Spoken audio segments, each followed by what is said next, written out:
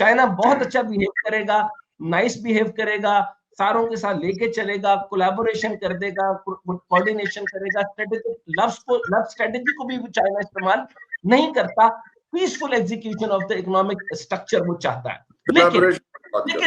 लेकिन रियलिटी ये कहती है, रियलिज्म ये कहता है, रियलिस्ट थेरीज ये कहते हैं, और थेरी हमें इसलिए चाहिए होती है ताकि हम नेविगेट कर सकें किसी एक स्ट्रक्चर तक पहुंचने के लिए, इसलिए थेरीज की जरूरत पड़ती है ना, जो अक्सर डॉक्टर मुनव्वर तो इसके चैंपियन है। आज मैंने फिर इनकी वाली हरकत कर दी है थोड़ी सी।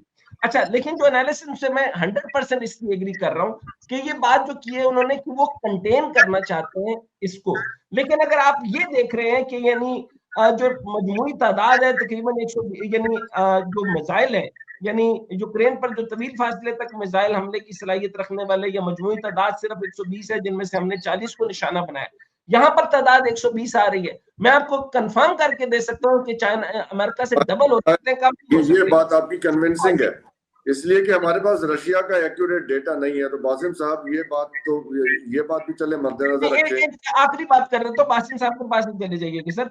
आखिरी बात में मैं ये कर रहा हूँ कि ये जो तकरीबन TU-95 है, TU-22, TU-60, ये अब मजीद तैयार नहीं किए जा रहे। सो इसका मतलब ये है कि ये वो चीजें हैं जो कि वो आपको दिखा रहे हैं, जो इंडिया को दिए थे वो और थे।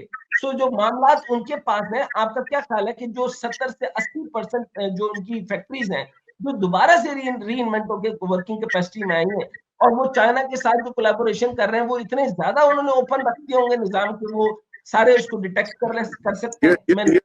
ये बात ठीक है, ये बात ठीक है। तो क्या ग्राउंड ऑफेंसिव का प्रोग्राम है? ये टैंक्स ज्यादा बनाने से तो यही समझ आती है कि दे वांट टू कैप्चर। अगर बरतानिया टारगेट है तो उसके लिए टैंक तो नहीं चलेंगे ना जी सर।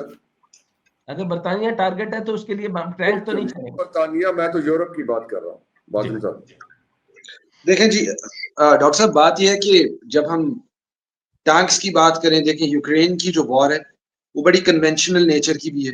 इसमें हमें बहुत सारी मॉडर्न चीजें जरूर नजर आई, ड्रोन्स का बेबहा इस्तेमाल नजर आया, स्टार्ट में एरियल वॉरफेयर भी बहुत शदीद हुई, लेकिन यूक्रेन की वॉर जो थी उसने स्लोली ट्रांजिशन कर दिया towards the conventional sort of warfare, जिसमें आपको जो एपीसीज हैं इनका बहुत ज्यादा इस्तेमाल नजर आया, आपको टैंक्स का बहुत ज्यादा, टैंक्स के कॉलम्स बहुत सारे नजर आते हैं।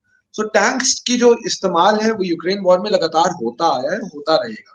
दूसरी बात जहां तक है इन जहाजों को तबाह करने की, देखिए न्यूक्लियर वॉरहेड डिलीवर करने के लिए रशिया को सिर्फ और सिर्फ बॉम्बर्स पे रिलाई करने की जरूरत नहीं। Russia has a very strong missile capability, very strong missile capability which is tried and tested, and we know about that, the world knows about that. So बहुत सारे आपके ममालिक जिनकी बड़ी अच्छी मिसाइल कैपेबिलिटीज हैं, उन्होंने रशिया से ये सारी बोरो की है। जहां तक बात है जंग की, तो Russians they never wanted this to escalate to a nuclear threshold। ये पहले भी बात हमें पता थी और ये हम अब भी जानते हैं, और इस बात पर कोई दो राय नहीं है। अनलेस और अनटिल मॉस्को ये फील करेगा कि उनको एक अदद क्या कहें कि उनकी सर्वाइवल इंस्टिंक्ट को थ्रेट किया जा रहा है, उनका सर्वाइवल एट स्टेक आ रहा है, इससे पहले तक ऐसा कुछ होने वाला नहीं है। अब ये जो हरकतें, बिल्कुल मैं डॉक्टर साहब से एग्री भी करता हूं जो उन्होंने ये कहा कि बेसिकली सच अटैक्स ये लेवरेज करने के लिए, अपनी पोजीशन को लेवरेज करने के लिए होते हैं, लेकिन इस चीज को भी हमें समझना है कि इसके जवाब में भी लेवरेजिंग ही की जाएगी, because Russians they were very confident about it. वो शुरू से इस मामले में बहुत कॉन्फिडेंट रहे, तीनों ओब्लास्ट के ऊपर एक बड़ी अच्छी स्ट्रॉन्ग डोमिनेंस है। They don't want to go up to Kyiv जाने का उनको कोई शौक नहीं है। That would be a very strategic miscalculation, honestly speaking, and they don't want to do that.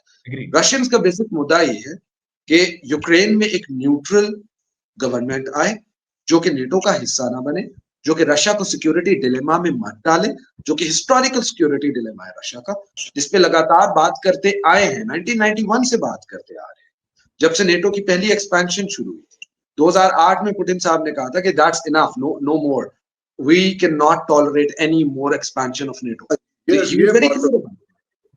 ये बात तो क्लियर है कि, और ये लेकिन यहाँ पे डॉक्टर साहब एक चीज मैं आपको रिमाइंड कराऊं, 2 साल पहले की बात है, मुझे उनका नाम भूल गया है, यहाँ पे थिंक टैंक मॉस्को में बेस्ड है, और वहाँ पे उसको जो हेड कर रहे हैं वो पहले प्यूटन साहब की कैबिनेट में भी थे वो साहब, और उनका नाम याद नहीं आ रहा, उन्होंने आर्टिकल लिखा था और वो बड़ा पब्लिश हुआ था, बड़ा डिस्कस भी हुआ था, शायद डॉक्टर मुनव्वर को याद हो उनका नाम, कि रशिया को न्यूक्लियर बॉम्ब यूज कर लेना चाहिए इतने लंबे झगड़े में पड़ने की बजाय, और इसको बड़ा पोर्टेंट थ्रेट के तौर पे भी देखा गया था। अभी जो आपने बात की है सर, अब उसको अगर मैं उसके साथ जोड़ के देखूं, अब looking good does not matter any more, यही आप फरमा रहे हैं कि जब एक हेजेमॉन आता है सामने तो उसकी ये कंसिडरेशन नहीं होती कि मैं अच्छा लगूंगा कि बुरा लगूंगा, उसने अपनी हेजेमनी इस्टेब्लिश कर ली है। और ये 3 दिन पहले जो फॉर्मर रशियन प्रेसिडेंट का, ये इनका दिमित्री साहब का मैसेज आया कि वर्ल्ड वॉर 3 भी हो सकती है, व्हाट इज दिस पोस्टरिंग? अगर इन तीनों चारों चीजों को मिला के देखा जाए, रशिया की क्या पोस्टरिंग है? डॉक्टर हुसैन साहब, आप अगर आप इस पर करें, फिर डॉक्टर मुनव्वर आप जरा कीजिए कमेंट इसके ऊपर, ये पोस्टरिंग क्या है? देखें, ये जो न्यूक्लियर बॉम्ब का इस्तेमाल है वो 2 सूरतों में हो सकता है।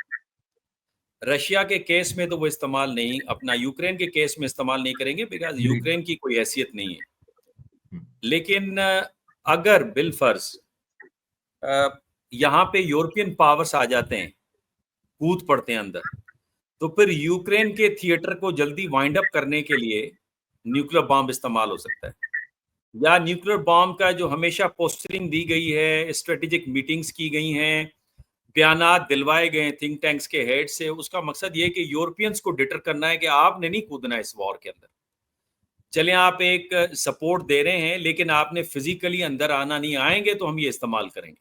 डॉक्टर साहब, वो मजाक कर सकते हैं, वो बरतानिया की फौज के बारे में तो किसी ने मजाक किया था कि तो इनकी फौज तो एक स्टेडियम में आ जाएगी, बाकी किसी की जरा बड़े स्टेडियम में आ जाएगी, तो उन्होंने क्या कूदना है बीच में इस जंग? ये एक अलग बात है डॉक्टर साहब, लेकिन जो पोस्टरिंग है वो बुनियादी तौर पे अमेरिकन और वेस्टर्न कंट्रीज के लिए था कि आप फिजिकली इधर ना आए, यानी नेटो को लेकर।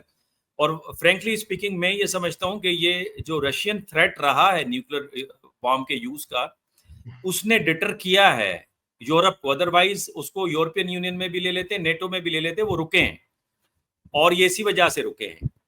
और साथ में मैं ये भी कहूंगा, देखें ये जो अभी बात हुई ड्रोन्स के हवाले से, पहले तो मैं बात करूंगा कि इस वॉर्स के अंदर, यूक्रेन की वॉर के अंदर ड्रोन का किरदार बड़ा क्रूशल रहा है, यानी इसकी कॉस्ट बड़ी मिनिमम है और इफेक्टिवनेस बहुत ज्यादा है। ये चीप टेक्नोलॉजी है, $50,000 का आप बिलियंस ऑफ डॉलर्स के प्लेटफॉर्म को हिट कर सकते हैं। पाकिस्तान इंडिया क्राइसिस में भी आपने ड्रोन्स का देखा अमल दखल कितना अहम था। ईरान के साथ जो इजराइल का रहा, उसके अंदर भी ड्रोन्स ने बड़ा अहम किरदार अदा किया। इसका मतलब ये है कि जो फ्यूचर वॉर्स लड़ी जाएंगी उसमें अहम किरदार ड्रोन का होगा। ड्रोन इसलिए नहीं होगा कि आप कीमती प्लेटफॉर्म्स को हिट करें, ड्रोन इसलिए होगा कि आप अगले का सर्विलेंस सिस्टम और एयर डिफेंस सिस्टम को जैम कर दें, तो इतना कंफ्यूज कर दें कि वो आपके असल प्लेटफॉर्म्स को हिट नहीं करें। यूक्रेन की कैपेसिटी कितनी है?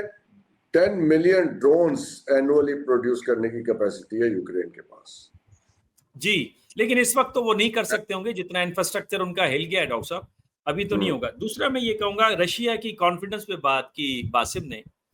देखें, अफगानिस्तान की जब जंग हो रही थी ना, रशिया उस वक्त भी बड़ा कॉन्फिडेंट था, अमेरिकन बड़े कॉन्फिडेंट थे वियतनाम की जंग में। और मैं हमेशा जंग के बारे में ये कहता हूं कि real test of weapon and power जो है वो वॉर है। नाम भी ले लेना सर, तीसरा नहीं लिया आपने। इंडियंस भी बहुत कॉन्फिडेंट थे। जी, इंडियंस भी बड़े कॉन्फिडेंस थे। देखें, वेपन का जो रियल टेस्ट है ना सर, उनका नाम ही नहीं ले रहे सर। बात यह है कि जंग से पहले एक साइकोलॉजिकल स्फेयर होता है कि जनाब एयर डिफेंस सिस्टम S-400 इतना कमाल है, कोई चिड़िया पर नहीं मार सकती, जैसे आयरन डोम के बारे में था। अब जब टेस्ट हुआ वॉर के अंदर, तो बहुत सारे तरीके निकल आए कि आयरन डोम में कैसे पेनिट्रेट करना है, S-400 को कैसे पेनिट्रेट करना है, उसको नाकारा बनाना है, हमने करके दिखाया। तो लिहाजा ये जो रियल टेस्ट है वेपन का, वो वॉर है। और वॉर में मैं ये समझता हूं कि प्लेटफॉर्म से ज्यादा टेक्निक काउंट होती है। पाकिस्तान ने जो मार लगाई है इंडिया को, वो टेक्निक की बुनियाद पे है, जो चाइना के साथ मिलके इंटीग्रेटेड सिस्टम डेवलप किया, उस टेक्निक ने इंडिया की ऐसी की तैसी फेर दी। तो मैं ये समझ रहा हूं कि आप अगर हैविली रिलाय कर रहे हैं प्लेटफॉर्म्स पे, तो ये बेवकूफ़ी होगी, उनका होना ज़रूरी है, बट उससे ज़्यादा आपने स्ट्रेटजी एंड टेक्निक, और आपको ब्लूमबर्ग्स की मैं रिसर्च बता दूं, उन्होंने पाकिस्तान के लिए लिखा है, बल्कि ये CDS जो इंडिया के हैं, ब्लूमबर्ग को इंटरव्यू देते हुए जो उन्होंने लेफ्टिनेंट जनरल सुनील ने एक बड़ी अच्छी बात की, उन्होंने कहा कि पाकिस्तानी जो मिलिट्री लीडरशिप थी उन्होंने बड़ा स्मार्टली खेला है और बड़े एफिशिएंट डिसीजंस लिए हैं उन्होंने ड्यूरिंग क्राइसिस। ये मैटर करता है सर, और मेरा ख्याल है कि ये इस वक्त रशियंस की स्मार्टनेस के ऊपर ज्यादा डिपेंड करता है। कैपेबिलिटी नो डाउट उनके पास है, लेकिन स्मार्टनेस के आपने किस तरह से इसको हैंडल करना है वो मैटर करेगा, और वो इम्पैक्ट करेगा आने वाले नेगोशिएशंस पे। जी डॉक्टर साहब, ये अब हमारी जो प्रोग्राम से पहले बात हो रही थी, तो ये प्लानिंग तो हो रही थी 1.5 साल से इन अटैक्स की। तो ये जो अगर हम आज कहें कि यूरोप एक सिग्नलिंग कर रहा है चाइना को वाया रशिया, तो ये इस सिग्नलिंग की तैयारी 1.5 साल पहले शुरू हुई थी। अच्छा सर, इस बात से एग्री तो करना पड़ेगा। पहले तो आप ये बात समझ लें, 1.5 साल नहीं 18 माह पूरे हो गए। आज मैं उसकी पूरी डिटेल अभी आपके सामने बताता हूँ। इसको मुकम्मल उन्होंने नाम दिया हुआ था, ऑपरेशन स्पाइडर वेब जो है वो उसका नाम था पूरा। सर इस स्पाइडर वेब के बाद जो है ये जो कुछ भी हुआ, इसके अंदर 7 अरब का नुकसान कहें या 2 अरब का नुकसान कहें, ये तो इसी तरह है ना, इंडिया कह रहा है कि मेरा इतना नुकसान हुआ या इतना नुकसान हुआ, पाकिस्तान की जीत हुई, दैट्स इट।